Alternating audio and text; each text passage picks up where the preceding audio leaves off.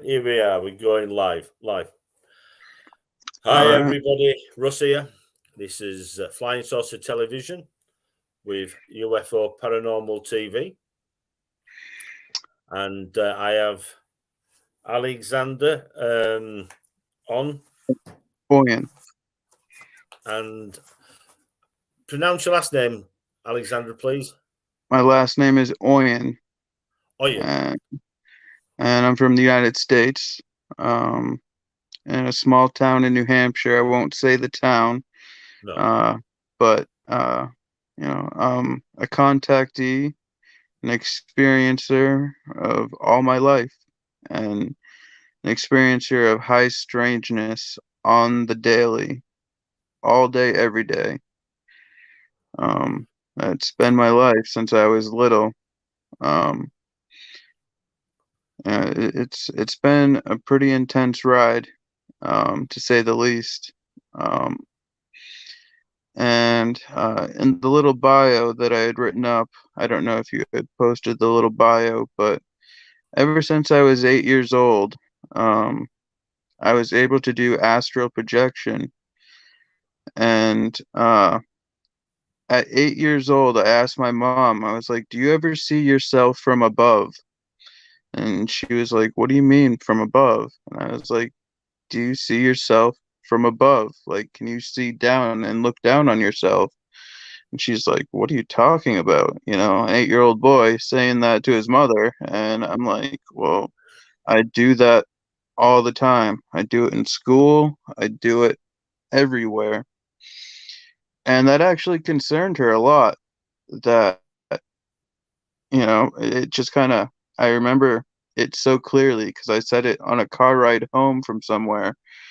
And she was like, "What are you talking about?" Um, and I gave her a description of, I see myself from above, and when I'm in school, when I get bored, I travel up to the and look down on my friends' worksheets and their papers in school and class, and I'll go down the hall and visit my other friends in their classrooms and see what they're doing. And Wow. she's like, "What?" And I was like, "Yeah, school's boring." Like, school's boring to me. And that's, and I didn't know anything about astral projection. I had no idea. I was young. I didn't know what I was doing. I was just able to do it. And it just came natural to me. Like, and, um, I was, I had a really close friend when I was 8 years old. Actually 5 years old, all the way up until 8, until he moved to Australia. But I had always been interested in the paranormal and Bigfoot and UFOs. And then my friend, he went to Australia and he came back because they were looking at houses in Australia. And when they were going to move, his father had just got a new job, so they had to move. And he was so excited when he came back. And it was probably, he moved when I was 8, but he showed me a picture of the first UFO that I'd ever seen. And they were on the beach, and I was probably about 7 years old at that time. And it was a beautiful sunset in Australia on the beach, and it was a typical flying saucer just in the middle of the frame over the water. And I was just like, wow, just blown away. I was like, wow, they do exist. And from that point on, it just was in me. I was like, they exist. I need to find out more. And I just found every book that I could possibly find on UFOs and Bigfoot and any other type of cryptids out there at that time. And it's just been a part of my life. And it my experiences out in my woods, um, were unlike any other. Like, I would be experiencing stuff, but my friends, when we were outside playing in the woods, wouldn't be experiencing stuff. They wouldn't see anything or hear anything. But I'd be like, "Did you just see that? Like, did you see that orb? Like, did you see that bright ball of light over there?" And they'd be like, "No." And I saw these things everywhere, everywhere. And I just was just fascinated by it all. And as I grew older and older, um, I started researching a lot, and then my profound experience happened. It's going on 12 years now, but I think I had been um, interacting with little people and Bigfoot when I was little in the woods, because I'd be out fishing and in the woods constantly when I was little. Like, I was out in the woods constantly. And at 10 years old, I wrote this. I drew pictures and I was going to write this book called The Story of the Tree People. And I don't know where that came from. Like, but like I do now. But like when I was little, I wrote and drew these pictures of little people and people in the woods. And um, that was, I think, they had been visiting me and talking to me and showing me things, but not letting me like fully remember. And then, jump ahead to almost 12 years ago now. Um, I had like 12 years ago, I had been like deep into research and doing all this stuff, and I knew Bigfoot was in my woods, and I knew all these other beings were in my woods. But my childhood friend that grew up with me playing in these woods didn't believe me. And he's like, "We played in these woods as a kid. Like, we never saw anything. He never saw anything." And I'm like, "Well, I will show you. I will prove to you that they're out there." So we went out there one night on this extremely foggy night. Like, you literally couldn't see like 2 feet in front of you. It was so foggy. And we just went out into this little patch of woods, and we were hearing all these noises around us, and we were hearing footsteps and branches breaking, getting closer to us. And my friend was afraid, and he was probably standing like, 25 feet away from me. He was like afraid, and I was like, "Dude, I told you they're here." And all of a sudden, the ground shook.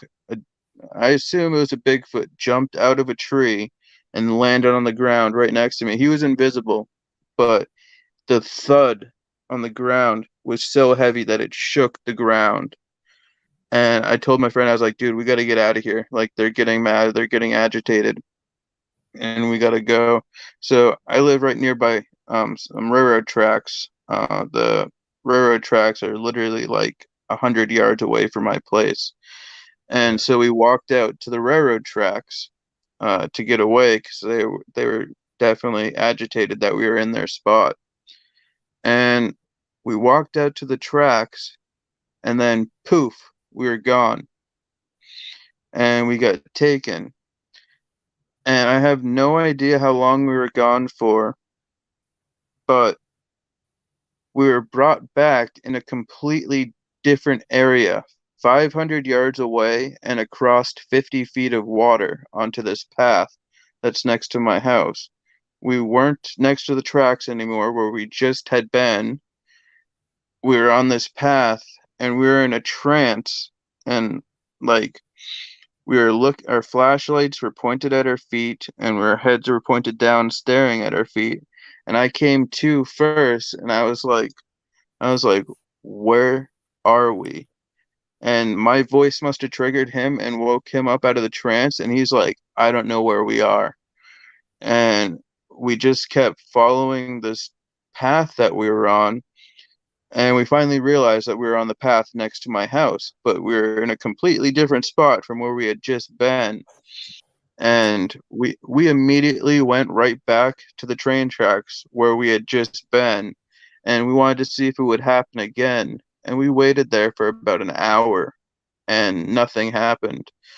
So I like he was freaked out and it changed his life, and he doesn't really like to talk about it much, which, you know, that's a very common thing when Mm. friends or, even family members experience something paranormal in that sense or get abducted, that they won't ever talk about it, and that or you'll even lose a friendship over it or even lose Oh a yeah, family member over it.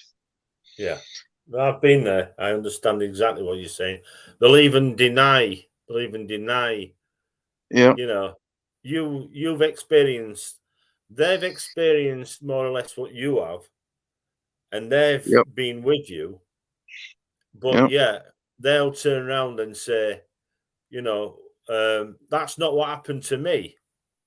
Okay, then it might yeah, not have happened to you, but it happened to me. But it can't have because I was there. But yeah, I was there. mm-hmm. So I understand exactly what you're saying. Yeah. Yeah, so I was excited and I was kind of like freaking out, and for 3 days straight I went out into my woods and I was asking the beings and Bigfoot. I was like, "Where did you take us and what did you do with us? Please tell me." And I went out there for 3 days straight saying, what did you do? Where did you take us? Just tell me, show me, what did you do?" Yeah. And on the third day, I went out in the woods and I was taken, and I was brought to either another world or another dimension where these Bigfoot call home. It was their beautiful utopia that is untouched by humans, and there was 1,000-foot trees, and these trees were so huge. Like it's stuff that you only see in movie. It literally looked like the movie Avatar. Um, like it was that crazy and beautiful. Like the leaves and the bushes were glowing as bright as green laser pointers. It was just so magical and just beautiful.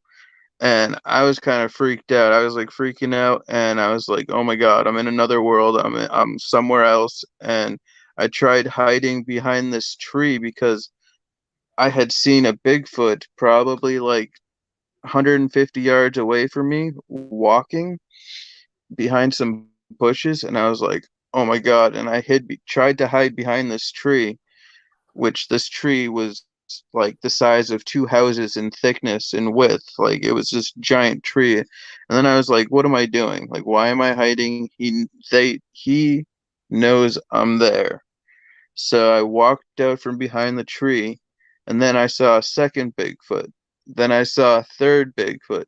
Then I saw a fourth Bigfoot, and they all walked up to me, and I'm standing, like 3 feet apart from them.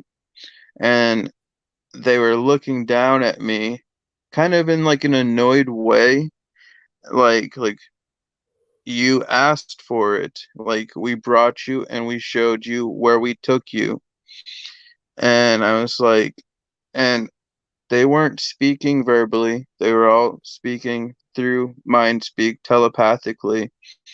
And they told me the reason why we took you that night is because you were about to see something that humans cannot see. And they kept repeating that. You interrupted us, and you're about to see something that humans cannot see. So we moved you. We took you and we moved you. And I was blown away. I was like, wow, all right. Well, thank you for telling me and showing me this beautiful world, this beautiful, beautiful place. And right after they got done saying that, they stood shoulder to shoulder in a line. So, like, four of them are standing shoulder to shoulder, and their arms were at their sides.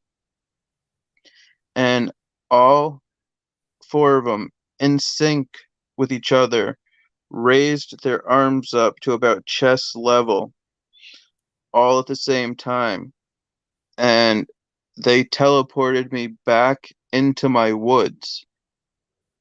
So whatever they did while being in sync with each other by raising their arms together generated some sort of power or portal or some sort of thing that brought me back to my woods.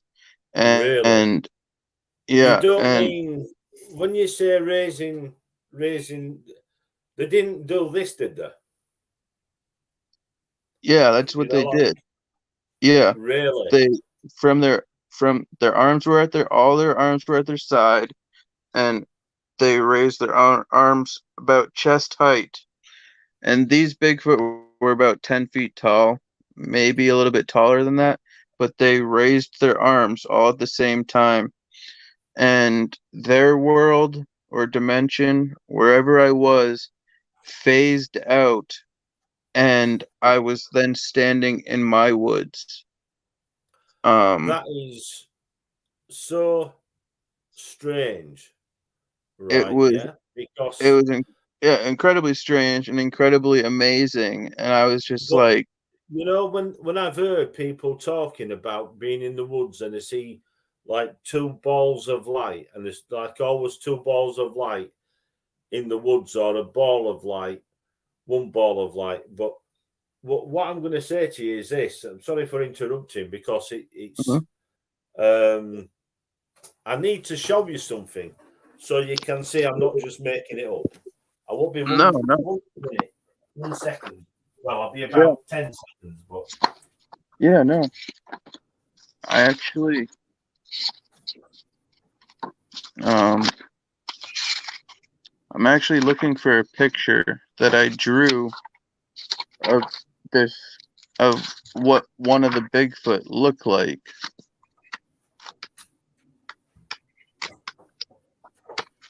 right, this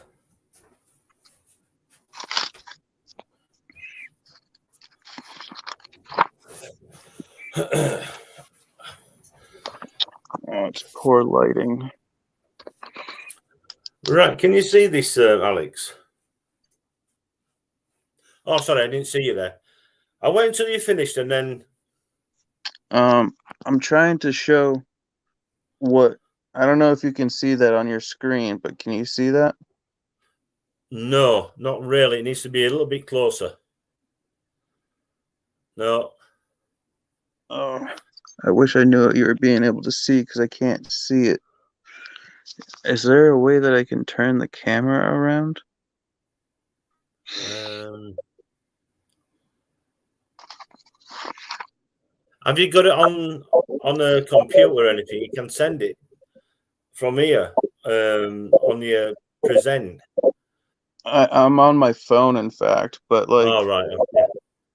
but I don't know if you can have like what you're seeing. Can you describe what Is you're it a seeing face? there? You see a face? Yeah. Yeah. So that's what it looked like, and his arms raised up. Wow. Um, but Actually, it was better when you turned the light off. It was better when you turned the light off. If you oh, go really? back, yeah, that's a lot better. Okay. Wow, yeah, that's a lot better, Alex. And I had a color one that I had drawn of it, but can't find it now. But that's what it looked like, and Oh, their their faces were hairless, and they had what stuck out to me too, which was amazing, is that their teeth were so extremely white and perfect. yeah. They looked like chiclets, big square kind of square peg teeth, and they were perfect. And it was just incredible. And like I was in front of like they may have been over 10 feet tall. They might have been 12 feet tall. And I'm standing in front of four of them, and they look identical. And and their arms at their side, and then they raised their arms up, and then their world phased out, and then I phased back into my woods. Right. I'll just show you And this talking about how. Right. yeah, no, what did you want to show me? There, can you see? That's a Yes. drawing of me with my arms out. Right. Yeah. Yeah. Now, the two balls Mm-hmm. there. Right. Yeah. Which Yes. this is a teleportation system. Now, the Wow. thing is, the reason why it's like that is because I'm not good at art 100%. So I wanted to show you, or to show a representation of having your hand cupped above these balls. Yep. Now, the thing is, in retrospect, right, Yes. they're actually not like that, but they're like that. Mm-hmm. But if I did them like that, you wouldn't have been able to see on the drawing. That's Yeah. why the wider apart, if you see what I mean. I Yes. find Yeah. that quite interesting that you're talking about them traveling and disappearing like that, Yep. right? With like other people that have said they've also seen like a Bigfoot and have seen two balls of light. Now Yep. we travel with these two balls of light Yes. as in my unit as a super soldier myself. Mm-hmm. That is the travel mechanism of there's like teleportation and also it's you can call it time travel, right? Yep. Yeah, it's the Yeah. same, but And there's with also a third way, and that's to slow the teleportation down so that you can walk yep. through solid matter. Yes. Yep. They can Now, change the molecular structure so we can yeah, walk through it, yeah, and they can walk through it, and that's how it works. very Um, similar to the same way as you're telling me something now about what you've seen there and what's happened to you, and I'm yeah, thinking, flipping heck, this is. It sounds like it's the very similar way, and especially yes, when you're talking about have your arms out and cupped, and yeah. wow, that is unbelievable, Alex. It was a very life-changing experience, and it's almost 12 years ago that that happened to my friend and I, and then it's just exponentially gotten crazier and crazier.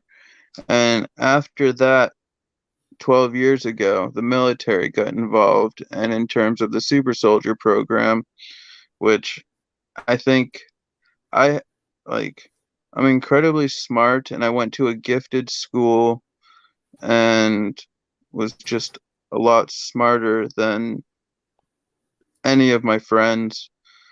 And in seventh grade, and I just recently found out that in seventh grade seems to be, um, and this is all over the world, but for some reason, seventh grade is when military and other agencies recruit and look for people that are gifted. And I don't know why it's not eighth grade, ninth grade, sixth grade, it's seventh grade. And seventh grade seems to be a special time to judge a human on their abilities. And this school that I went to, this gifted school in seventh grade, the teacher's husband was a former FBI agent. And I say former because I believe he was still in. And we got a in seventh grade we went to Washington D.C. to see all the monuments and stuff, but Yeah, we got a special all access tour to the FBI building, which never happened. Nobody is ever allowed to go in there to tour the FBI building.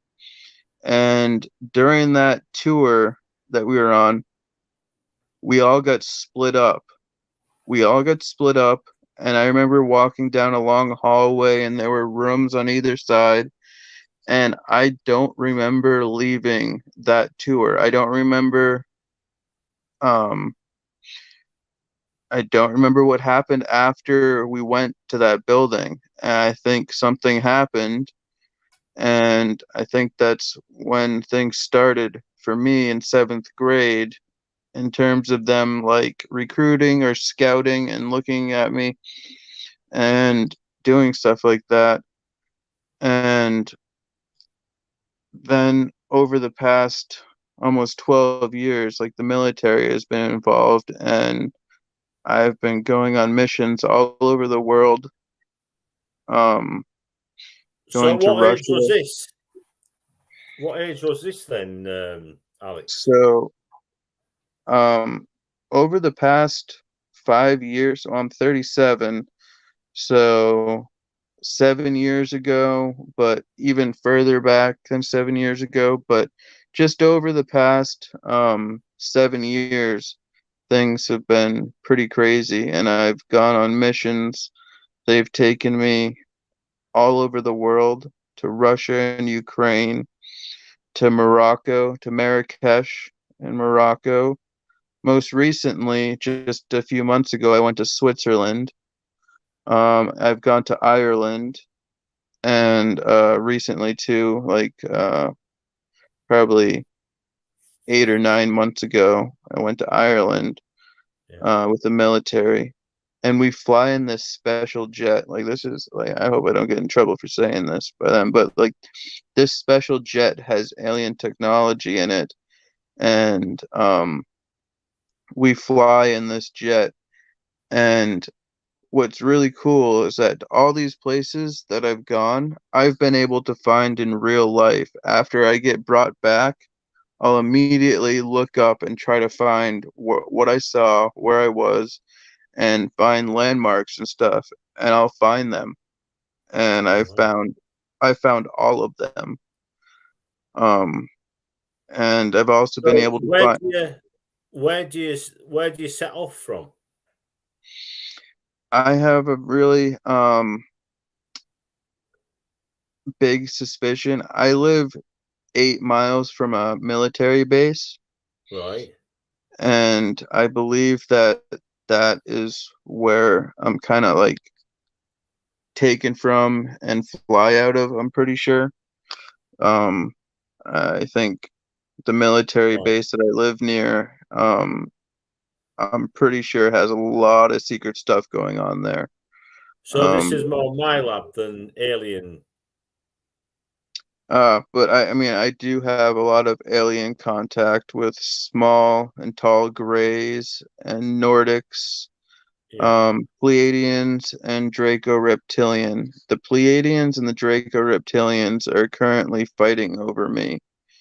And the Pleiadians have been protecting me, trying to do as much as they can to keep me safe from the Dracos, um, and the Greys. They've been doing their best to do so, but they can't. They're not, a very violent race of ET. They're one of the more peaceful races, the Pleiadians.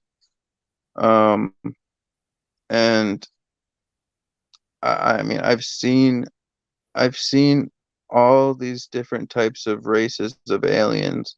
I've captured thousands and thousands of pictures of UFOs and beings. And I believe that every UFO that I've ever captured, I believe I'm taken by that race that I've captured. And that's just a personal uh, And thought. have you got those for? Can you want to show them? Can you show them to us?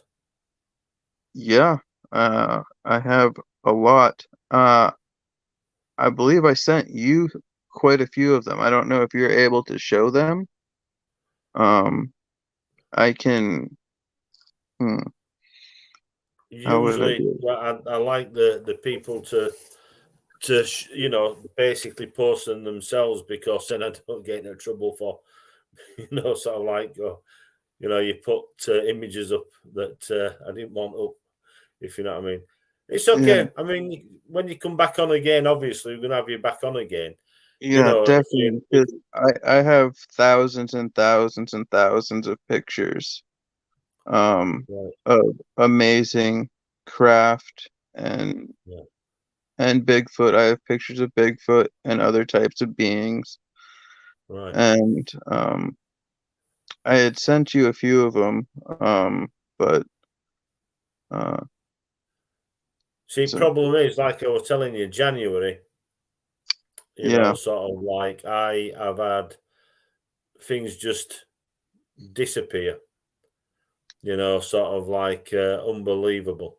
I haven't been able to get on, you know, sort of like on on my show for yeah. 3 weeks. It was 3 weeks before I could even get back on the show. But anyway, the point is, at the end of the day, you know, sort of like we're here, and it's a case of, you know, come on again, and you can, if you prepare them, you know, sort of like, I don't know, on your phone or on your laptop or whatever, and or you can just if you're on your laptop, you just go down to where it says present and just Yeah, 'cause, click on.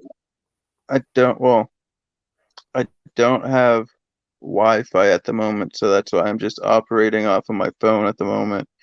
But Right. Well, if you've if got I, any drawings or if you've got any pictures that you can, I don't know, sometimes you can make pictures from your.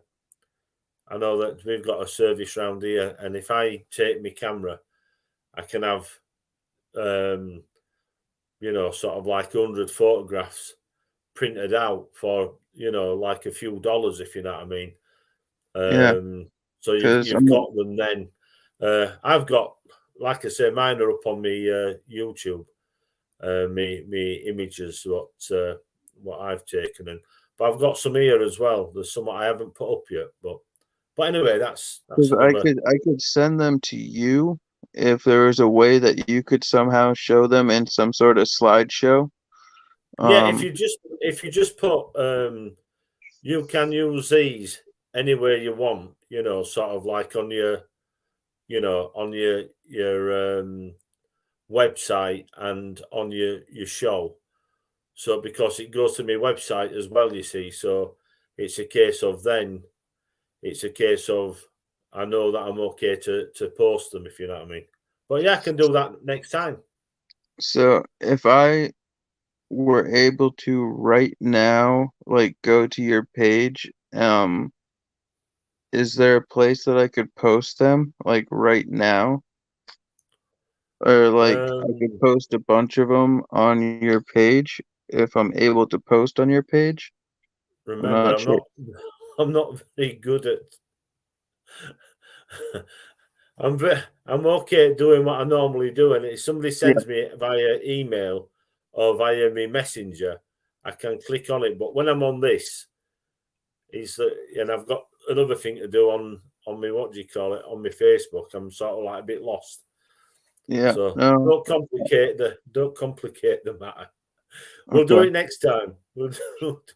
yeah, But if you just put a little, if you just put, you know, a note, you know, it can be you can, you know, Russell Kelly can use these images where he deems fit, you know, sort of like for his website and on uh-huh, uh, on talk show, and then yeah, it's say, you know, sort of like then what I do is I just save it, copy it out, print it out, and put it with the rest because as I've learned, I'm saving things, going back, yep, and there's nothing there on my computer. So this is, you know, like it's just a safety precaution, and it keeps me out of trouble. But yep, anyway, the yeah. thing is, you know, you've come across, you know, like as somebody that's been abducted. So with Many, me, many times, many times. Too many to yeah. count, in fact. Well, yeah, this is it. I mean, I were asked how many times I said 60, and sort of like that's just about 60. I mean, the thing is, with me, it was from 16-year-old. You know what I mean? And it's a case of I stopped You know, counting work at it. 200. I stopped Yeah, counting well, after 200. the thing is, how can I put it without being blasé about it?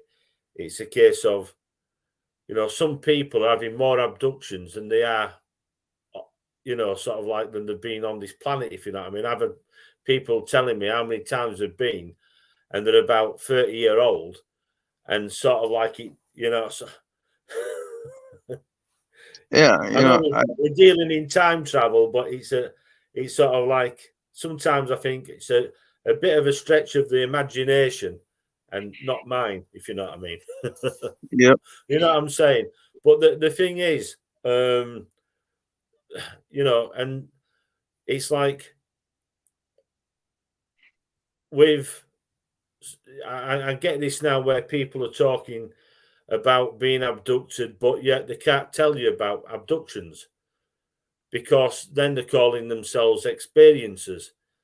And I call it, I'm experiencing BS. yep, I'm an experiencer.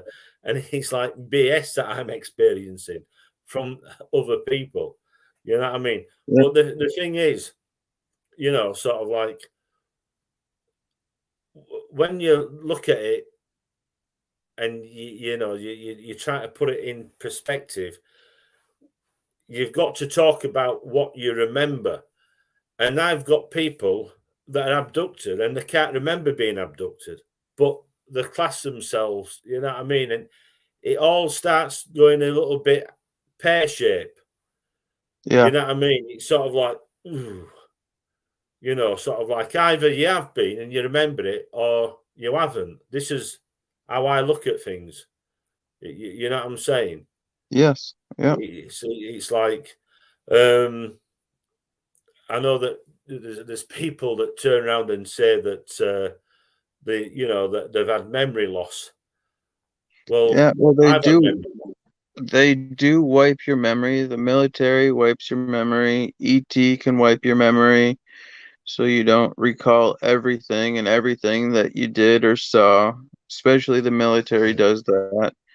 But I But do some remember people a are lot. sort of like are having everything white, but telling you, sort of like so much, which like you're getting down to the fact. Well, it's all right saying this, but at the end of the day, from this much, what people are telling, it's like you're getting down to that much, and if you've got this happening, you should be able to, you know what I mean, Yeah, expand on things, with these people. But, sort yeah. of like I find it a little bit, like I'm thinking, wow, I all I right, used to go on missions all the time. Like I said, all over the world, being remote viewing, being a psychic spy.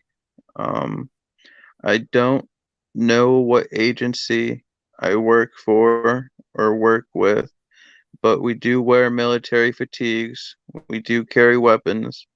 We do reconnaissance. We do extractions of high value targets. yeah. We also take people out when we have to. Um, So what weapons do you use? uh, well, we use normal guns. We can use whatever's necessary in the mission.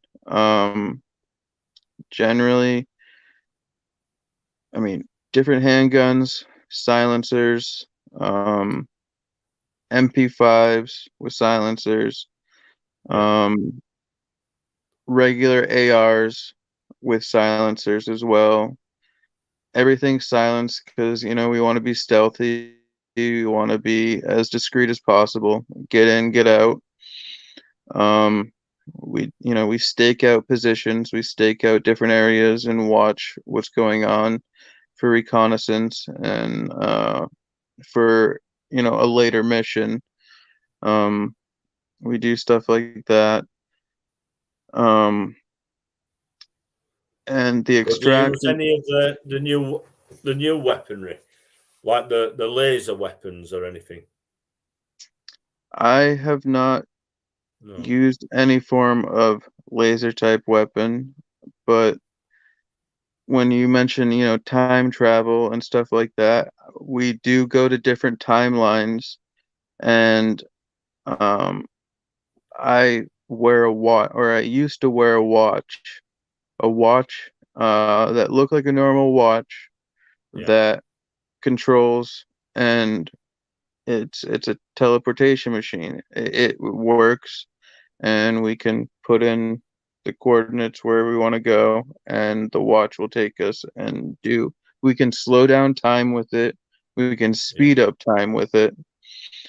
Um, and we can actually completely freeze time. And we're the only ones that are moving. Everybody else is frozen. Yeah. Um, that's something that we can do. Um, fairly recently, I want to say last year, I moved up in rank because I went on a quote unquote suicide Just mission. got somebody. Just bear with me. A message there. Can you see it? Yes, yeah, Divinity Star. Yeah. I'm hearing a lot of parallels in Alex's story and mine. That's awesome. Well, hi, Divinity Star, and I'm glad you're enjoying this and that you're hearing a lot of parallels and similarities Yeah. because Yeah. it's My thanks for coming on and listening to the show. So, yeah, it's like I think there's like I was telling you with us, we use a teleportation system which are yeah, on our life suits. yeah, I've seen other people wear the I know what you call the oh, what do you call it now? It's the wrist mechanism, yeah. like you say, very similar to a watch. Like Um, a while and back, 2 years ago, because so my team is generally made up of three guys and two girls. right, So we're usually a five-person team, sometimes six-person, depending on the mission, but it will generally be three guys, two girls, or three guys and three girls, or four guys and two girls.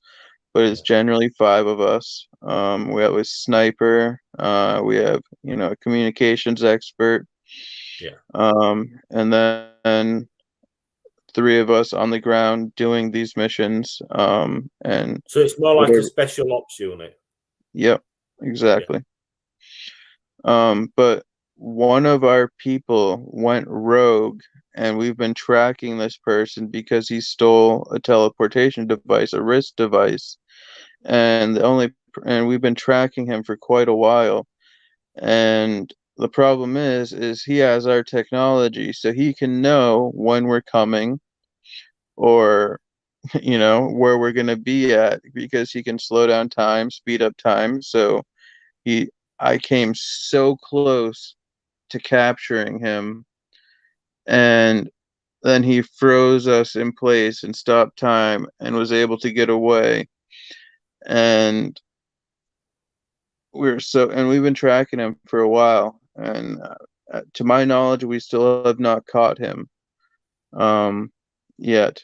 And I hopefully we will get him because he has technology that should not be out there um to the public. And he also, when we do these time things, when we teleport and go to different timelines or speed up and slow down time, that alters the current time that we're in.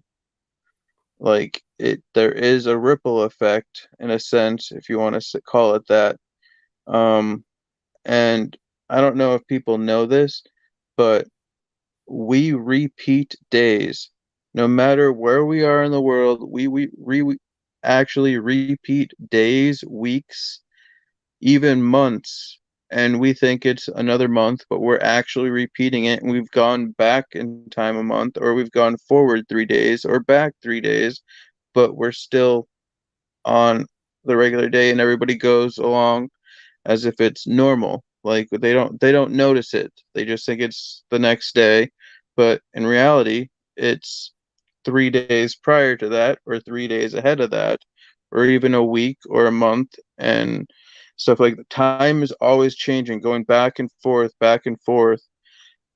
and people don't know that. People, like the average person, does not know that, and I have proof of that.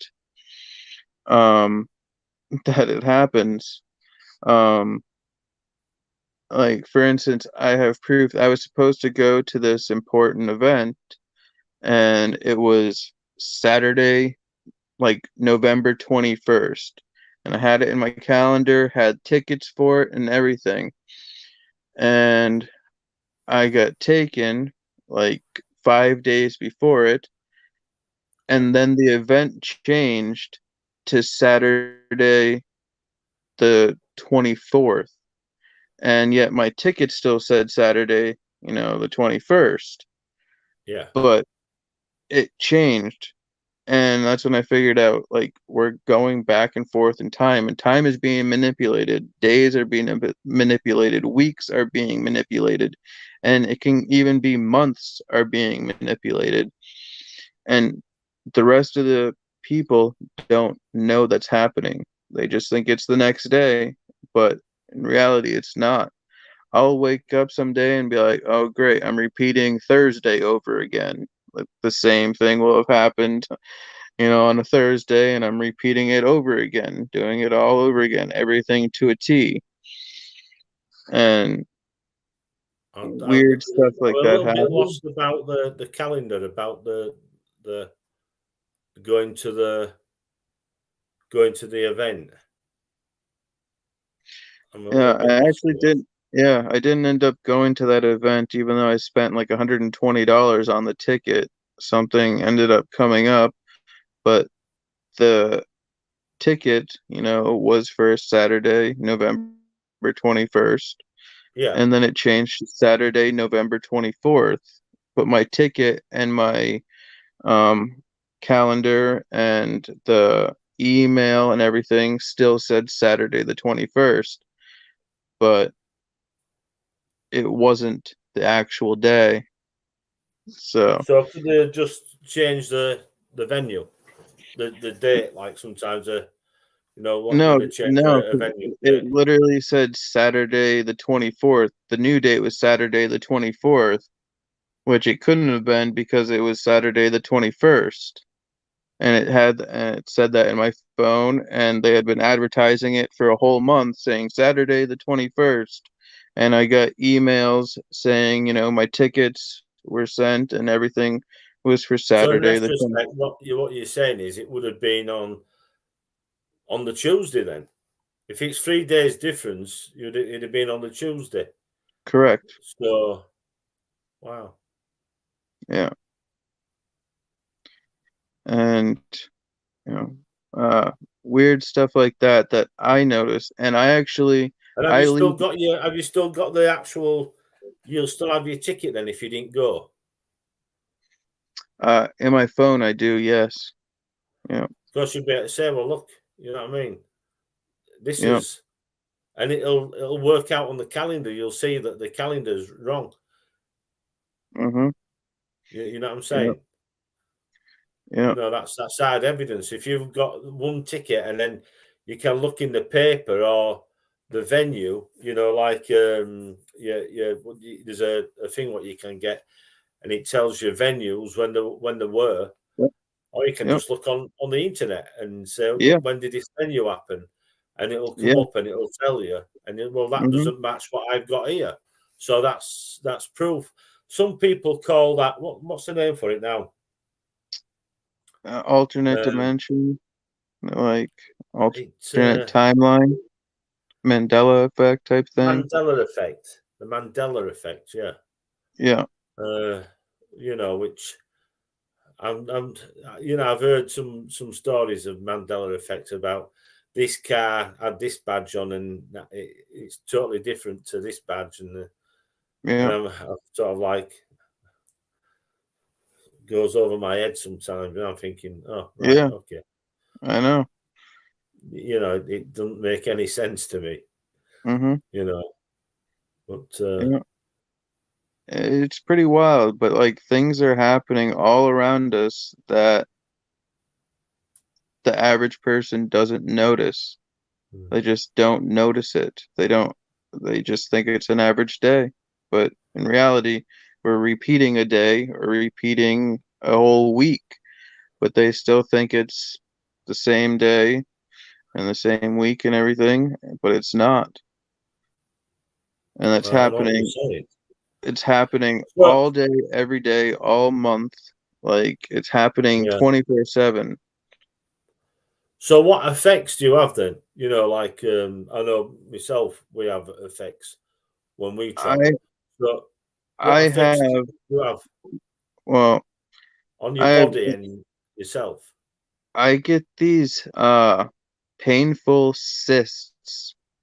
These painful I guess they're cysts, like they're not filled with pus, but some can be filled with pus or blood. I get them all over my body, and they're very painful and have to be drained. And I get a lot of those, but I also have markings all over my body, um, uh, cuts, bruises. Like just the other day, the day before, I showed you I had this Yeah. uh, red mark and bruising on my ankle that appeared out of nowhere after I was taken. I still have the bruises on my ankle and the red mark on my ankle, and it's really actually tender and sore right now. But I know that I get the same thing myself. You know, sort of like lacerations, bruises, yeah, and welts, things will yeah, just you know, sort of like yeah, I've got the same myself. I don't know if you can see. yeah. I don't know if Right. they can see it, but I got Yeah, a it's scoop taken out of my nose by the Greys. The Greys took a scoop of cartilage out of my nose. that is odd because I've got the this only happened. This only happened 3 days ago. Oh Right, wow. yeah. Black eye. I woke up and you know, sort of like my sister says, "Have you been out this morning?" You know, like she got up at you know, like later on in the morning, and sometimes I'll get up at 7 and go out to the shop and you know, Mhm. um, and to walk, you know, like to with my arthritis and stuff. To Yeah. and I was downstairs, and I'd only just got downstairs before my sister, and she says, "Have you been out? Have you fallen?" And I said, "No." She said, "Have you been beaten up by somebody?" Because I was a mess, And you know. I think, do you have a black eye right now? Is that what I can see? Yeah, Yeah, I can see it. yeah, and my nose. So it's like, so my sister's saying to me, "Well, what have you been doing?" And I says, "You know, Nothing. I went to Nothing. bed. I went to bed. I went to sleep, and I woke up, and I have got now I've got something. Oh wow. Yep, I see it. Yeah, Yeah, yeah, and it's sort of like that's just on one of my elbows, my knees, right? Yeah. yeah. Now you get stuff like psoriasis and you know stuff like that, but the problem Hmm. is when you haven't got it, you know, sort of like, and all of a sudden it turns up, you know, and Yeah, you've got black eyes, right? Yeah, and you've got a cut on your jaw. You know what I yeah, mean? yeah. It's like obviously something's happened in those hours because I don't sleep for long. I Yeah, don't know about yourself. I get 3 to 4 hours a night if I'm lucky. So then I've got to get up, right? Yeah, and I've got to take painkillers, Mm-hmm. right? Yeah, because of the pain. So Yep. then the problem is if I take them, if I take them when I've got pain, it takes a good hour for it, and I'm wrapped in pain. Yeah. Just bear with us. I've got another.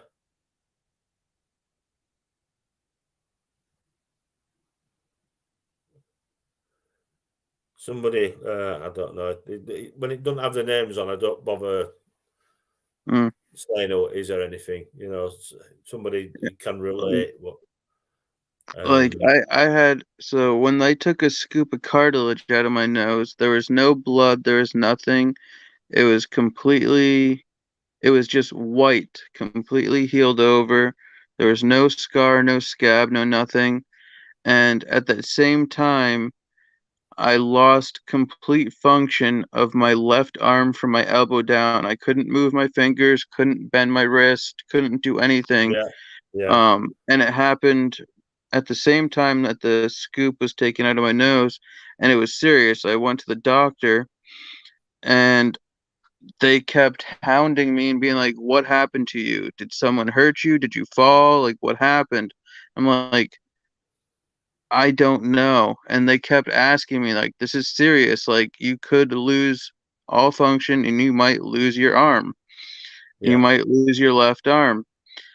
And then I was like, "Fine, I'll tell you what happened." I was like, "You may not believe me, but I'm an abductee, and I was abducted by aliens, and they put a chip in my left bicep, and they were like, 'Really?' And I was like, 'Yes.' And they also did this to my nose." And they're like, "Wow, well, we believe you." And I showed them a bunch of pictures of UFOs and stuff like that. And I told them I had a YouTube channel. Well, I have a YouTube channel, and I was like, yeah, um, "I'm an abductee, and it's been happening a lot." And they're like, "Well, if this doesn't go away, we're gonna have to do surgery on your arm and figure out how to undo what they did to your arm." And for 2 months, I couldn't move my fingers, couldn't move my wrist, couldn't move anything. It was just like it was dead. And then I woke up one morning and I could move my hand, move my wrist, move everything. And I went back to the doctor and they're like, "That's impossible.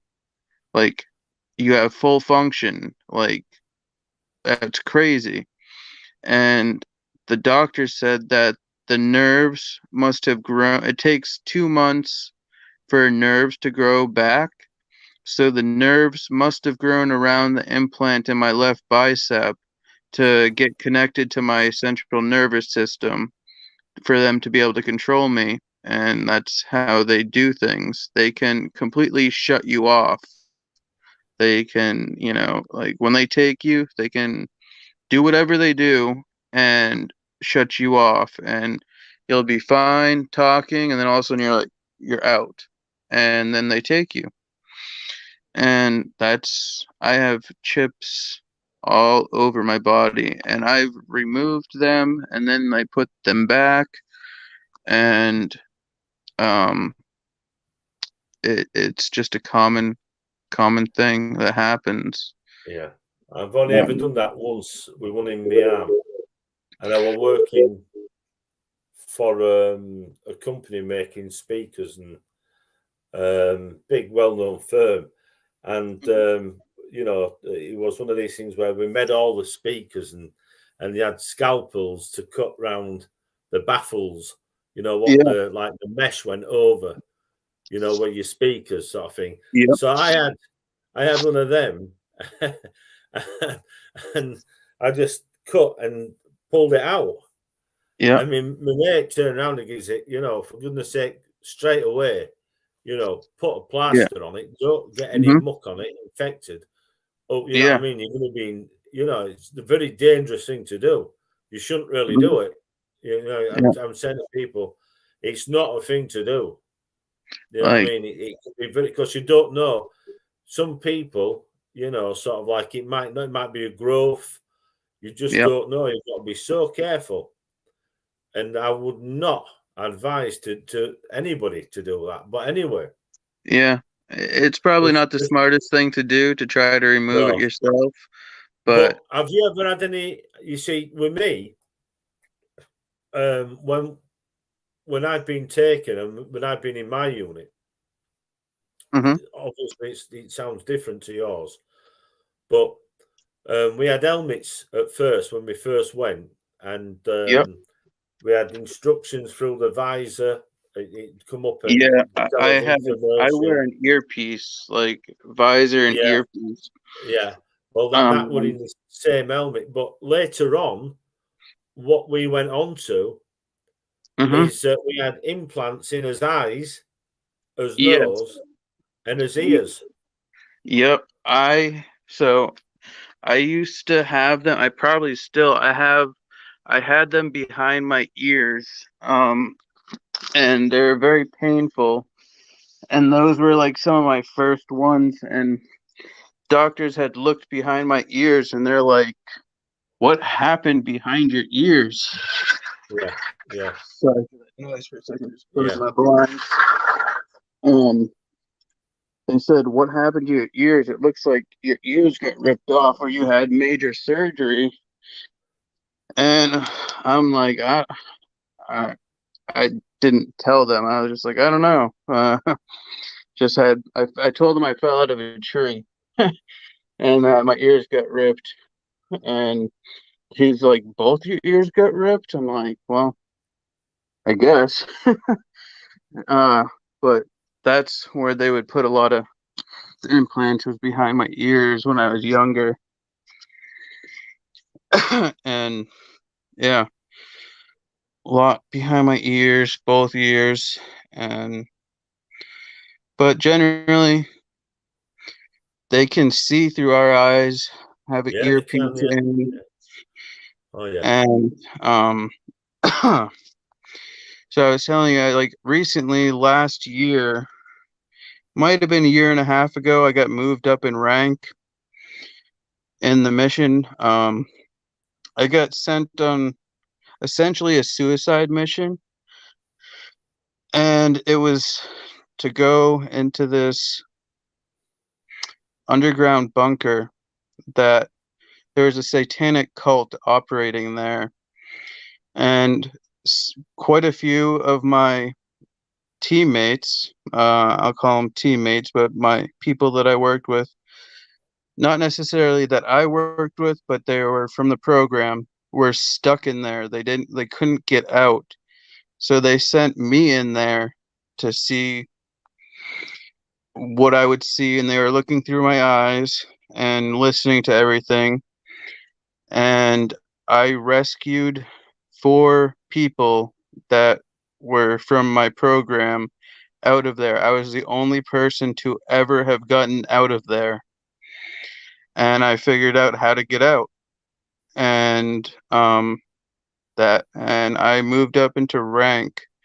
I moved up in rank, and now I'm Why a was it command. so difficult to get out of them? In what respect?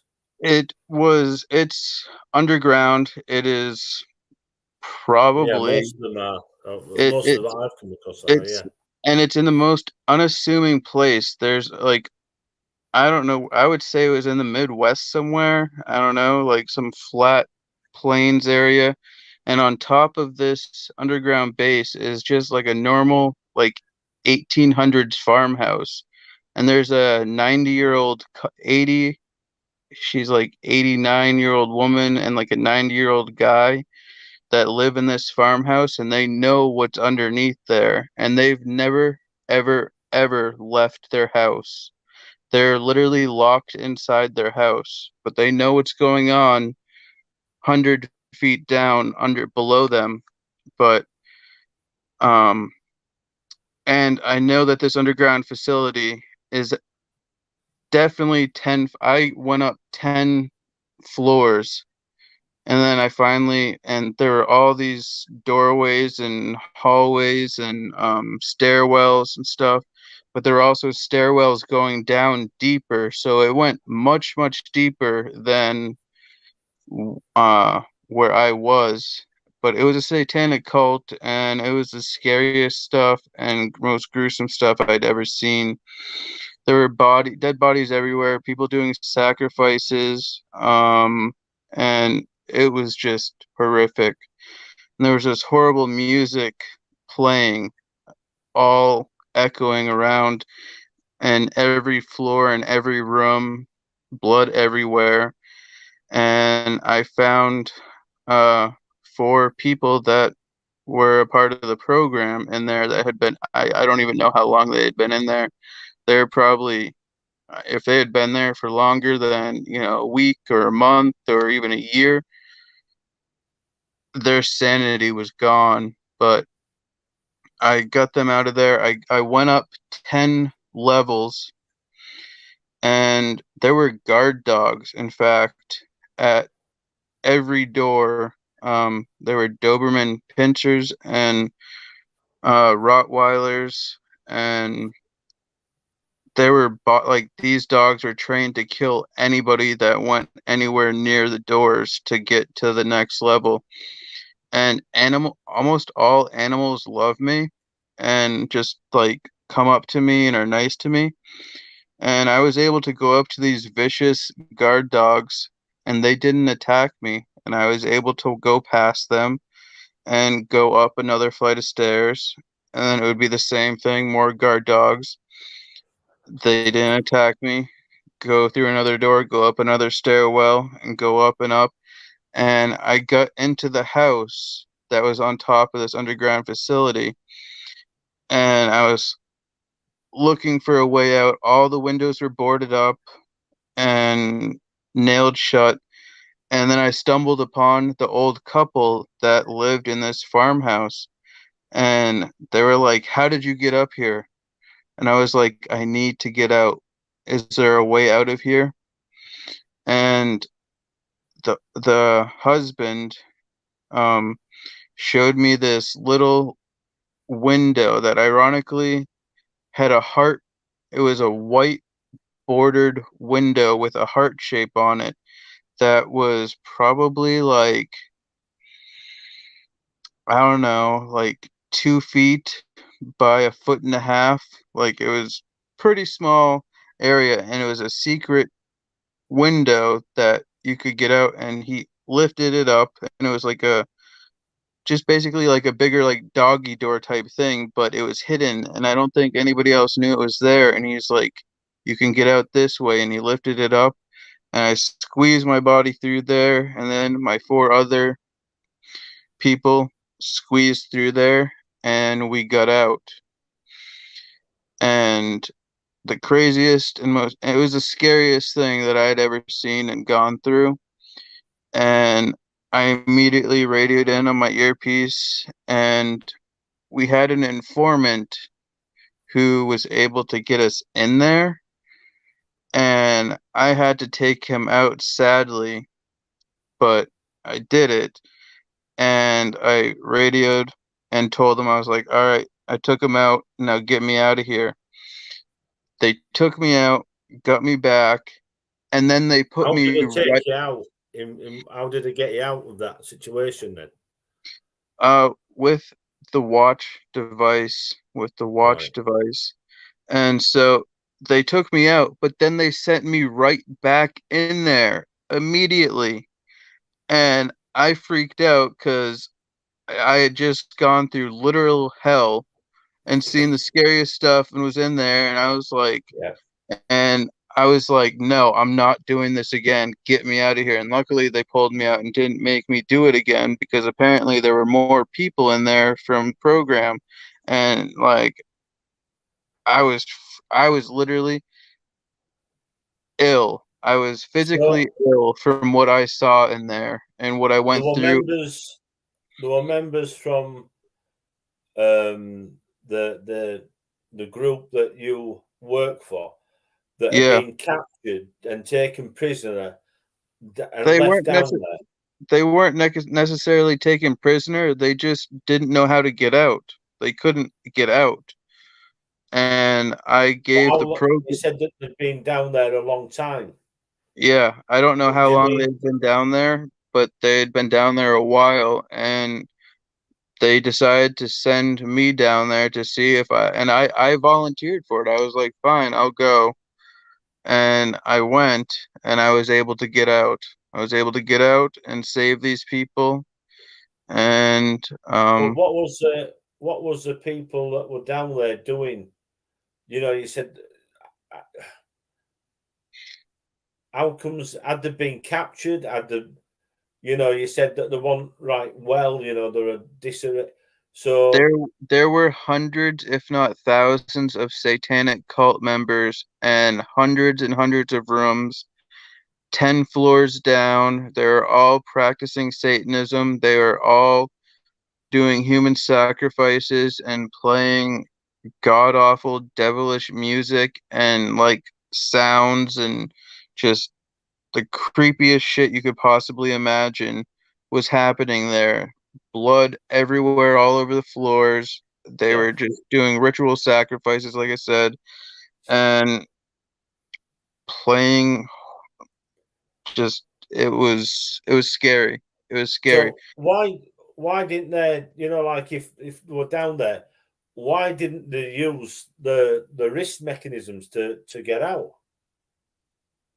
I think they had been down there before the wrist mechanism had even been in use. Like their hair was so long, like they had been down there for like I couldn't judge how long they had been there, but they had been there a long time, and their sanity was almost completely gone.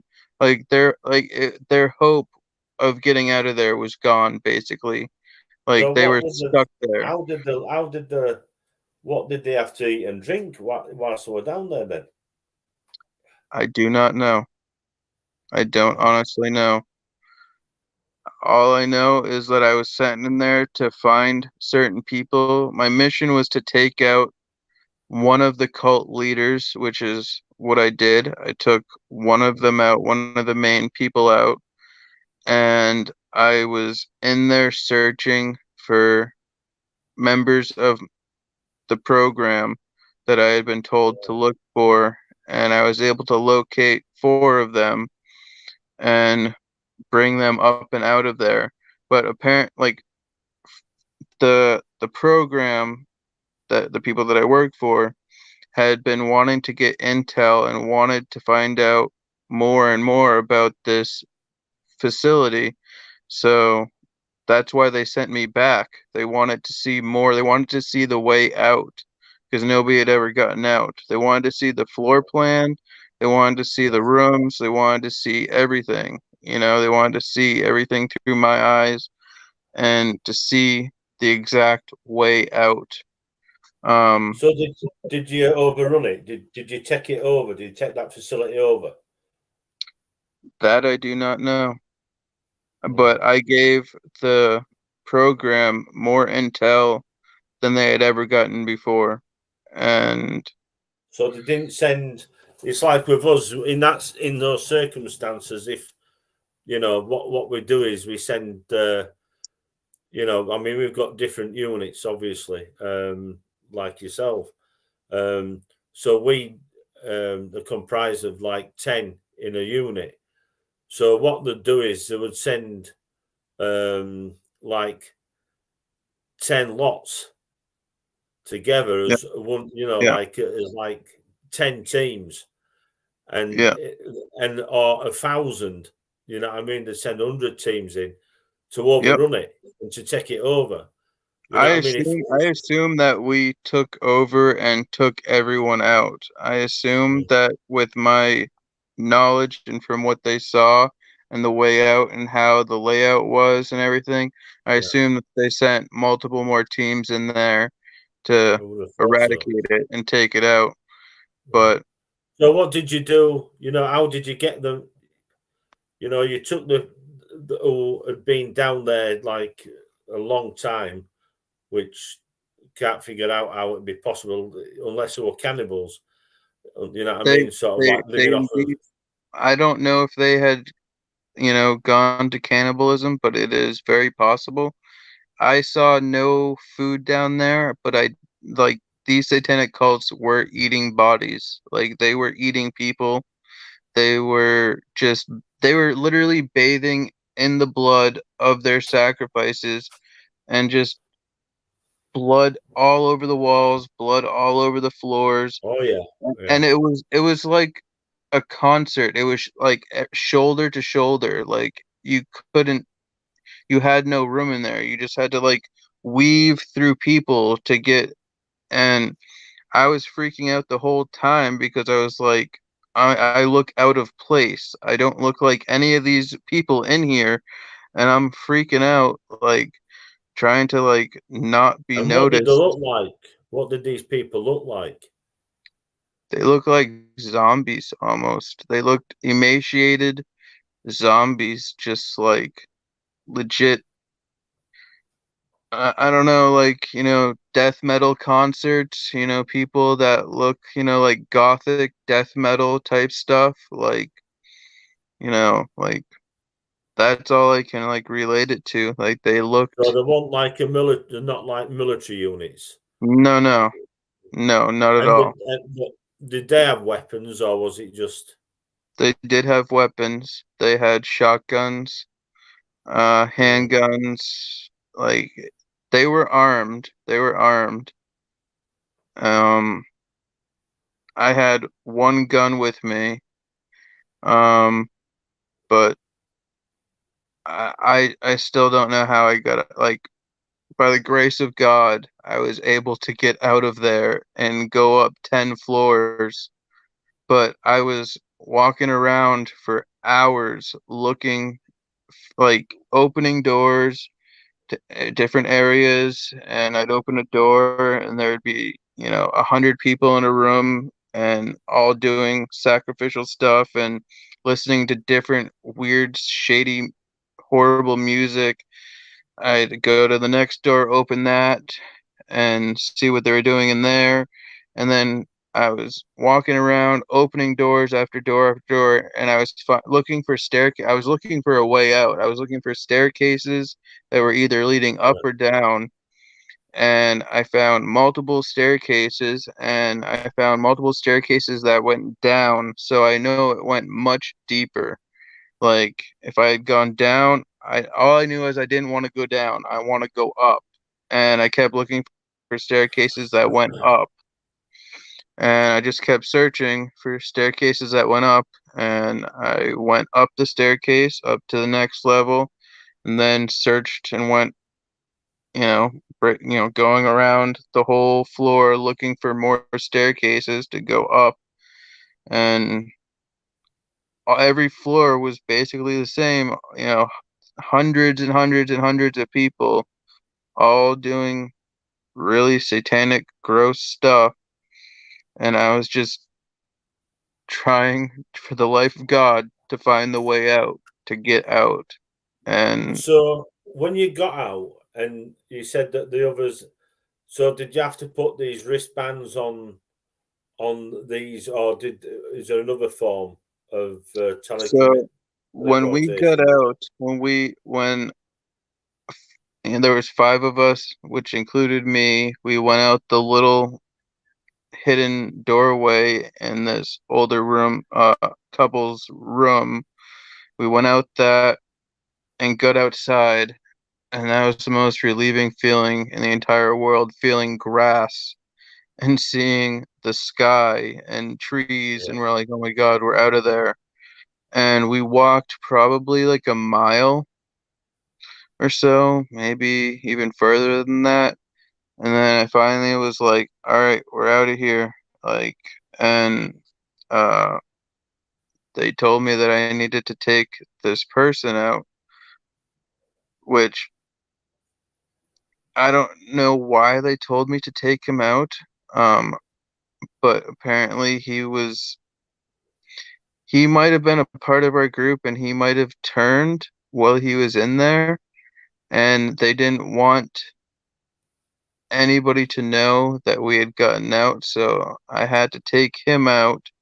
And I took him out, and so then there was only four of us left, and we had a team waiting for us, and I told them, yeah. all right, we're gonna be at this place, this spot, meet us here, get us out. They did that. They got us out, but then, like I told you, they sent me right back in it Yeah. because there were still more of us that had been stuck down there. But I was like, no, I can't do this again. I was like, I'm not going through all that over again. I can't do it. I was like, you guys already saw the way out. You saw what I saw. You saw the floor plan. You saw how to get out. Mm. I'm not going back. So, and they listened to me and took me out. And thank God that I didn't have to go back. Yeah, Like, so like, as soon as we have anything like that, basically we return to as like as unit and we go back to his barracks, and we've got to go through all sorts. If we come into contact with the enemy, and especially if they're aliens and what have you, we've got to be checked for everything.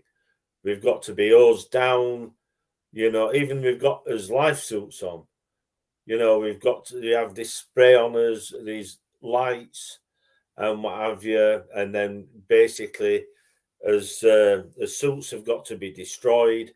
If we come into any close contact whatsoever, they've got to be destroyed. Then we've got to go through this system, washed. yeah, It's like yeah, a radiation, yeah, NBC procedure, and then we've got to go, and we've got to what they do is they scan us minds to see if anything has been put in there.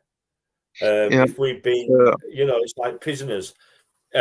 All the prisoners wouldn't have been together; they'd have been taken, separated, and yeah, they'd have gone through exactly the same process. yeah. Sort of We like had a debriefing. We had a debriefing, and we talked about what we saw. I told them what I saw, what I did, and none of these people that were in that cult were aliens or no. anything from another planet or anything like that. They were all humans, and so there was no, like, and what you said in terms of like cleaning off or like decontamination or anything like that, there No. wasn't anything like that done. But did But go to where the there's base. blood, it's Yeah, that's contaminated straight away. yeah, Sort of like there's nothing worse. You know what I mean? Than yeah, blood to sort of like that would be the first thing. yeah. In I fact, I took a long shower and took off all the clothes and boots and showered, and got clean, and we but had that there was, first. Well, there were no taking any. As soon as we got in there, it was a case of we disinfected, ultraviolet lights and what have you, disinfected us down before we took anything off. Sort of like, and yeah, then when we had everything taken off, it was taken off, and yeah. we didn't have. We had special gloves. We had it taken off for us by people, taking his clothes off. We had gloves on, and Everything everything that I was wearing was burned. yeah, Everything that's was what happened. Yeah, burned. yeah, Yeah, incinerated. yeah, That's it. Sounds exactly like what we have. Sort of like regardless if we're humans or because you don't know they look human, but don't mean they say they are human. yeah, That's the yeah, big problem, that and something like bathing in blood and eating, yeah. sort of like not not that human. No, no. That was the scariest thing that I'd ever seen and gone Oh to. hell yeah, yeah, you could say that again. Yeah, I know exactly what you're saying. I had the It same sounds situation it myself. sounds weird. Similar. There were women tied up in bondage, hanging from the ceiling, spinning on this circular thing, and they kept repeating, "You are us. You're gonna be us. You're never leaving. You are us. You're gonna be us. You're never leaving." And they were beautiful women, but they're all tied up like in bondage, hanging from the ceiling, hanging from this rotating thing on the ceiling, and they just kept repeating those words over and over and over again. Mm. And there was like it, and like it was like being at like a death metal concert, like just shoulder to shoulder, like hundreds and hundreds and hundreds, if not thousands of people in this facility. And Yeah. I don't know, like I said, I don't know, but I assume we sent multiple teams in there to either maybe we blew it up. I don't know. Maybe we went in there and just blew it all up and just took it all away. Like, And what happened to the elderly couple? I I wanted to get them out. I was like, please come with us because they had never been outside. They had never, and they were 90 years old basically, and they had never been outside. And I was like, come with us. We can help you. And they're like, no, no, no. They'll know. They'll know. We're not allowed out. They'll know that something's up if we leave. And I was like, it doesn't matter. You can come through. You can come with us. We're gonna save you. And they said, no, we're not going. They were afraid to leave, and they didn't come. And they were really nice. It was a really nice old couple. Like, and I felt bad for them. I felt really, really bad for them. And I wanted them to come, and I wanted to save Of them and course, take them out of there, but they didn't want to. They were afraid. yeah. My They youngest were, wouldn't allow. I yeah, think they'd have been taken straight away. You know. yeah. But it blew my mind that they had never been outside in their entire lives. They were born in that house and they had never been outside. And that they were shocked when I walked. So I left the four others down the hall in a room, and I was like looking for a door, looking for an exit, like in there. And then I saw this woman sitting in a chair in this room, and they were listening to a record player, and I didn't realize that her husband was like behind her sitting in another chair, and I peeked my head in and I was like I, I was just like, "Excuse me?" I was like, "Hello?" And they turned around and they're like, "Oh my God, what are you doing here? How did you get in here?" And I was like, "I came from down there and I want to get out. Is there a way out? Can you show me a way out?" And they're like, "You shouldn't be here. You shouldn't be here." They're freaking out. And I was like, well, I was like, I got out of there. I was sent in there to get people out. I was like, I need to get out. Is there any way out? And then the old man took me down the hallway to another room and he's like, he pointed to this white heart-shaped wooden thing. It looked like a picture frame with a heart Yeah. cut into it. And he's like right there. And then he lifted it up and then there was a window underneath that. And I broke the window out. And he's like, and I was like, is there any other way to get out of here? Because it was a pretty tight fit. Yeah. And he's like, nope, this is I'd it. have been stuck in there. Yeah. And luckily I fit through it. And the rest of my people that I get out of there were able to fit through it. And, you know, I kept telling the old people, I was like, please come with us. We can save you. We can get you out of here. And they wouldn't come. They wouldn't come. No, It was sad. that It is broke my heart. bizarre. That is bizarre. Yeah. But what's crazy is that, like, there are places like this that are underground that Mm, you would never yeah, know that are there. And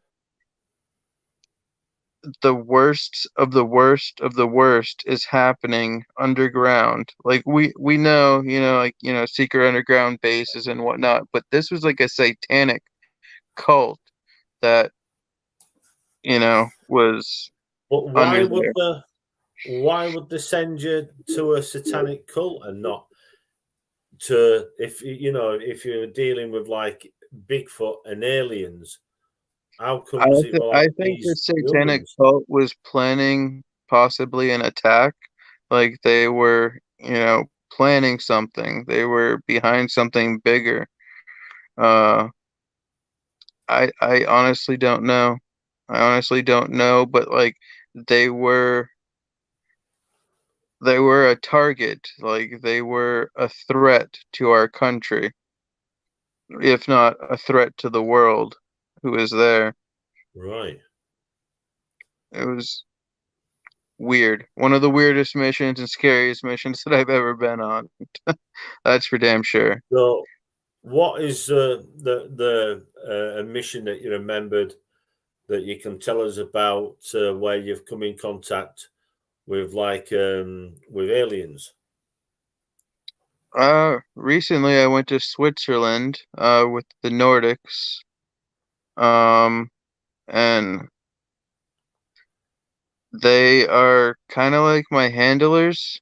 Um they're they all look like, so there's four of them, and they're blonde hair, blue eye, most beautiful women ever. They look like you and I, and they heal me, help me, pass on knowledge, take me places.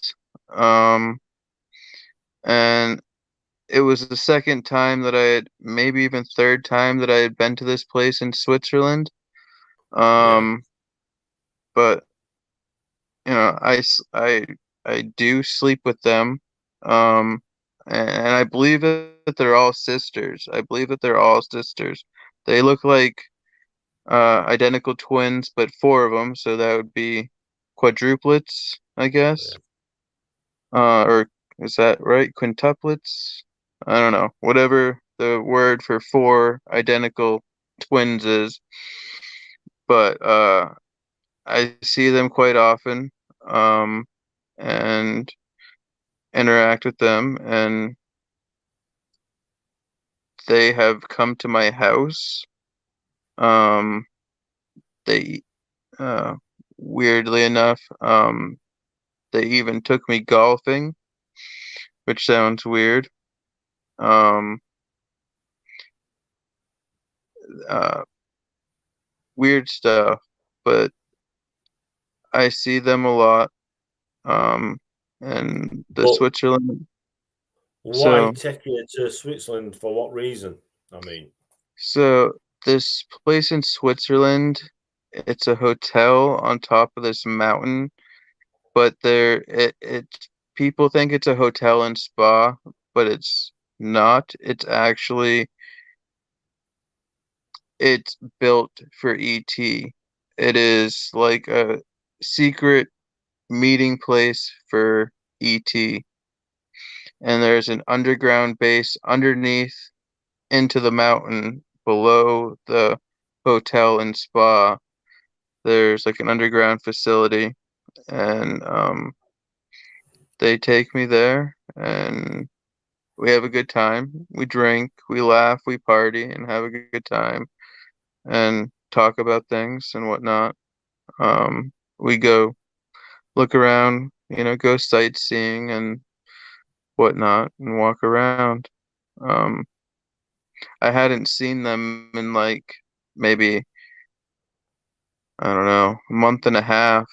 Um, and they came and took me there, and we rode on the train. We walked across this beautiful long bridge, which is one of a landmark there.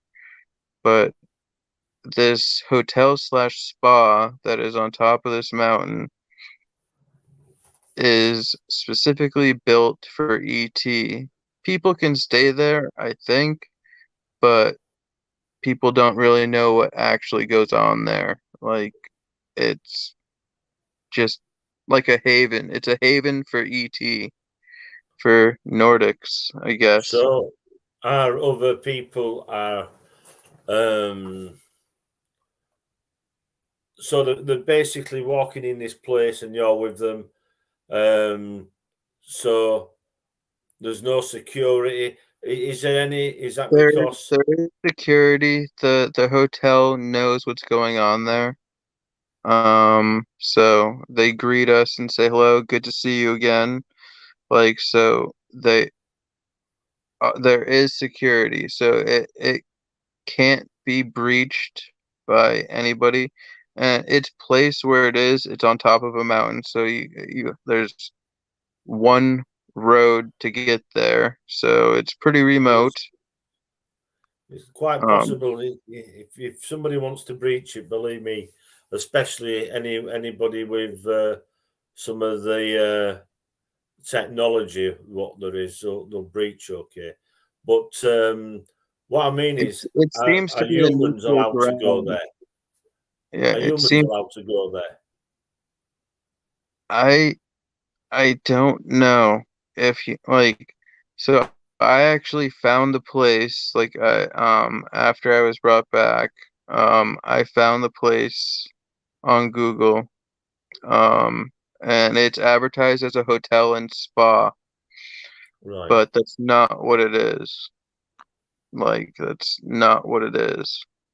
But you didn't see when you was there. You didn't see any humans there. No, No. no.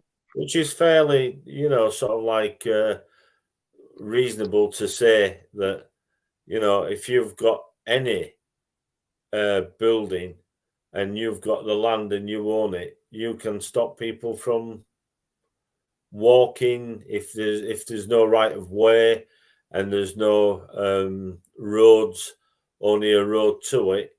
I suppose it'd be very hard for anybody other than the aliens, that own it or live there or whatever. Yeah, yeah, It'd be very hard for anybody else to get in there. You know, yeah, and if they could, then you're not doing your job right. yeah, You know. yeah. So, is there any other, sort of like any other missions that you've been on? You're talking about, obviously, like earlier, you're talking about the Dracos and what have you, the reptilian forms. Have you battled with them? Not battled with them, but so I have Aztec heritage in me, and as you know, the Aztec and Maya um, worshipped the serpent, worshipped the lizards, the lizard people from the sky, and I believe that they were actually worshipping and doing sacrifices back then for the reptilian and Draco reptilians. So I believe that I am half Draco reptilian and a hybrid and half Pleiadian. Like I'm a starseed. Like I am not from this planet. Like I am not from this planet. Like that's one thing that I didn't touch on from the beginning, but like I am not from here. Um, and that's one reason why I have such a close relationship with ET and all the other beings that are around me. I also have other special abilities, psychic abilities, empath, and intuitive abilities. I can see and feel spirits and even talk to them at times. Um, so I have a lot of special abilities. Yeah. Um, but the I, recently I found a member from my actual team. She's actually a sniper. But I am now her commander. She works under me. Um, but I found her randomly. Well, it wasn't random because there's nothing random. but I just had a feeling to reach out to this woman, and she's a quantum healer and she's a psychic medium. Right. And I had her quantum heal me, which I didn't really know anything about quantum healing at all in the quantum realm. And I asked her to heal me, and I was basically under bondage, under complete, like almost under complete control from the Dracos. I had a metal collar on in the Astro in the quantum world, helmet on, chest plate on. I had like shackles on my wrists and stuff, so I was like under complete control, and she was able to remove all that from me. And the Dracos used all that technology that was on me to control me. And she was able to remove all that from me.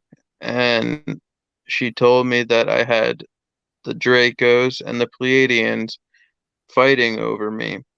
And they were constantly at battle with each other, fighting over me. Um, which I didn't really know that. I didn't really know that, but she said that that's the Dracos and the Greys are the ones that take me very often, but the Pleiadians do take me, and the Nordics take me and help heal me from my injuries that I get. But I mean, it's a huge, it's all conjoined with multiple. Why would they do that when they're more or less sworn enemies? Well, the Dracos, I believe, they know my heritage. They,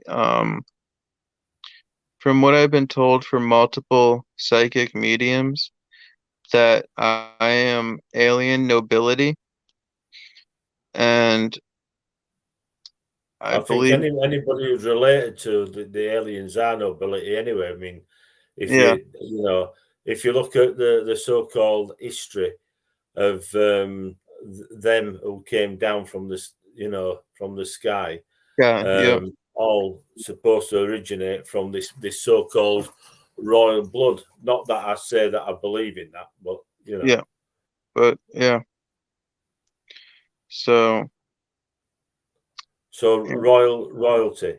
Um, yeah, but how comes? Why would the Pleiadians, who were sworn enemies, like to Dragos, sort of like be they anywhere want to near? keep, they just want to keep me safe. They want to keep me as far away from the Dracos as But possible. if you like you say, if you are half Draco, sort of like you're a sworn enemy. It's like that's odd. Yeah, I just haven't come that's why across I that. said I believe I'm a hybrid of Draco and Pleiadian. I don't know how that works, and I don't know if that even makes sense, but I have a relationship and protection from Pleiadians, but I have the Draco reptilian half to me as well.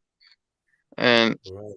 I don't quite, I'm still learning too. I'm still learning, and I'm still going through this journey of Mm. everything that's happening to me. But, um, I'm learning more every day and all the time, but I don't honestly know. I don't really know. I'll try to ask the Pleiadians or the Nordics next time I see them. A lot of the times, well, with the Nordics, when I was in Switzerland, we were just kind of having fun and relaxing and Yeah, just but having who do you fun. actually? I mean, like obviously when you're in a unit like myself, I Yeah, know that who I'm basically fighting for, who's taken me. yeah. But with you, it seems different. It's like So this is like. I will speak to you on that. So when I get taken by ET, then I immediately get taken by the military and get debriefed of what I saw, what I did, who I was with, what race I was with. So like the military is using me as like an intermediary, like so as they want the military wants knowledge of what's going on with me, what I'm seeing with these ET and what's going on. And yet I'm also used by the military to do certain things and go on Yeah, you missions. said that. So it's But like a back and forth relationship. Like I get like mainly what, now it's just, military stuff. But but prior to that, I would get taken by ET all the time, and then which immediately type of ET though? a lot of it was the Greys and The the Greys. reptilians. Yeah, the Greys and the reptilians. Um, and the small and tall Greys, um, I, who had done many experiments on me and very painful experiments, which plague me to this day. Um, and then they do experiments, and then I would get healed by the good ET, by the Nordics and Pleiadians after going through horrible experiments from the bad ET. And somewhere in between, the military then became involved because, you know, as you know, the military tracks anyone who is a contactee or an abductee. They're interested in anyone who has frequent contact or is abducted all the time by ET. They track us. They want to know what we know. They want to see what we see. And I wish I was able to show you some of the pictures that I have because some of the pictures I don't think anybody else on the planet has taken or broken down the way I've broken them down. I have many, like thousands and thousands and thousands of pictures Mm. that the military absolutely love because they want to know what's in our sky and they want to know more and more. And I'm able to do that, it seems, unlike anybody else out there. And Oh, that's what, there's quite a few people out there, believe me. oh, Quite I a few know. people. I've met a lot of them. Like, uh, it, when I come on again and I share, and we're able to share my pictures, Yeah. um, your audience will be thoroughly amazed. Thoroughly Oh, amazed. well, can't wait. Can't wait. So like I say, as long as you send us, sort of like a disclaimer saying that you give us permission to use these, sort of like, and if they go out to general public, it's not my problem. You know what I mean? It's like, Yeah. you know, after all, if that's what you're wanting to do, Yeah. if you do, I'd say, don't send them because, I have taken responsibility. I always say this, Yeah. sort of like, but it sounds really good. It sounds really good. I mean, I've been looking at quite a few images this past couple of weeks, but unfortunately, like I say, I've had problems with my computer, and I've had people. This is the other thing: people telling me that they're sending me things and they're Mm-hmm. not turning up. Sort Mm. of like, so it's like that is another worry. Sort of Yeah. like, obviously, like you said, military G men, sort of Yeah. like intercepting.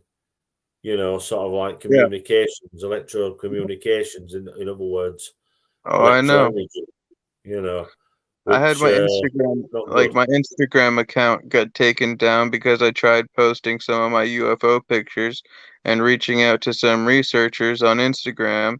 Yeah. And I posted several pictures and then boom, they wiped out Mm. my account completely and said that it didn't fit to their standards and wasn't a part of their policy. And I'm like, I'm just posting UFO pictures.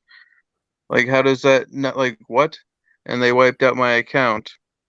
Um, I posted several UFO pictures. I post a lot of UFO pictures to a couple certain groups, but and I've tried to reach out to other bigger, like, some like really well-known researchers and tried to send them by email, and I am unallowed to send anything by email. They have blocked my email, so I cannot send any pictures out by email. So that's an unfortunate thing. So the way that I'm going to have to send them to you is going to have to be through Messenger. Yeah. Um, so that's the only way I can do it. And sometimes not all of them go through, No. which is That's also a the pain. shame. They they don't like me sharing certain things because stuff is a lot of stuff nobody's seen before. I know there's quite a few people out there, but like I have shown some of the top researchers in the world my work, and they're like blown away by what I've been able to capture. And I can do it on a regular basis all the time, all the time.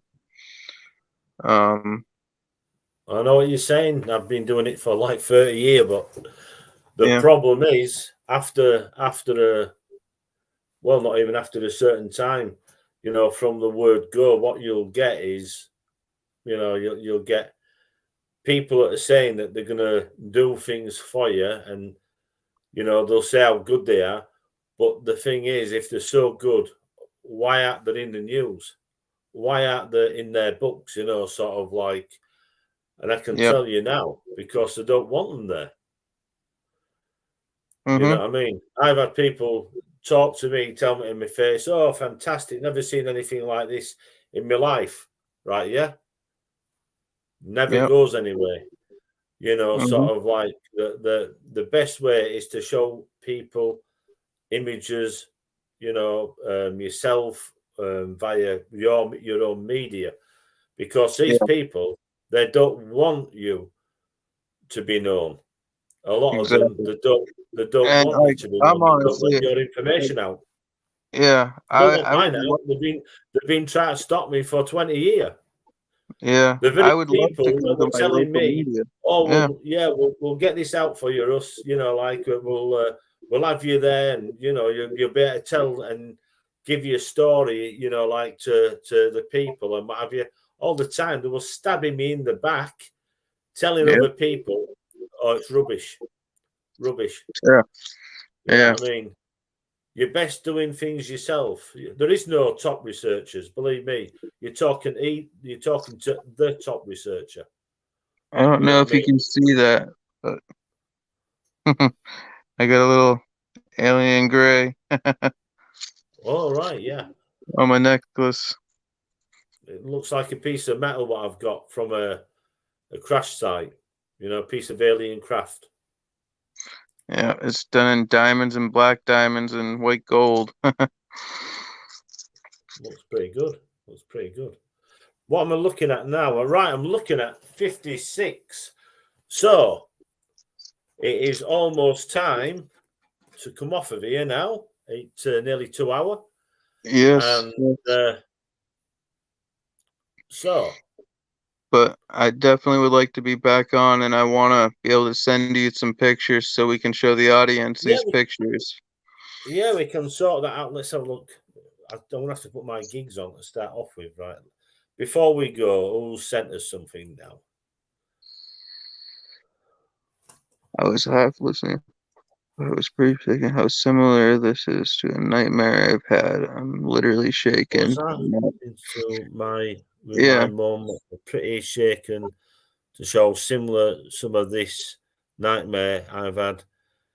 I'm literally literally shaken, shaken. not stirred. Well, I don't know whether Kind that's a Mickey take or what, but of like James Bond, shaken, not stirred. I'm stirred but not shaken. Yeah, Oh dear. yeah. Yeah, so yeah, we'll get that together. We'll have to get that together, and yeah, I'm supposed to be putting loads of my stuff up, but no sooner than I get it on the computer to post to get back up, somebody wipes it off again. Yeah, It's like like I'm out.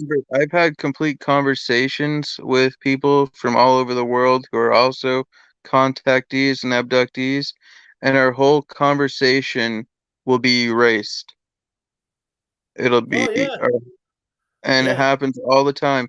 I've even written down my experiences after I got brought back and write them down in a book, and I'll go out, or even I'll even be looking at them that day, go downstairs, come back upstairs, and they're completely gone as if they were never written. And I've had hundreds of people tell me to write a book, and I've tried to write a book. I've tried writing down all these notes, even drawing pictures, and then they disappear. They It's completely happened to me disappear. just the same. I've had people on Facebook talking to me, and then they just disappear. And other friends of mine, they've had people telling them, "You're going to be doing a talk, an interview with Russ Kelly. We're telling you now. You know what I mean? You better not. We don't like him. You know what I mean?" And he's Wow. gone back, and he'd gone back for a coffee. Right? Yeah, came back, sat down, clicked on, Yep. and it had gone. The message Yep. had gone, and he could not find. I've had Yeah. somebody talking to me, and I clicked on. It was another person.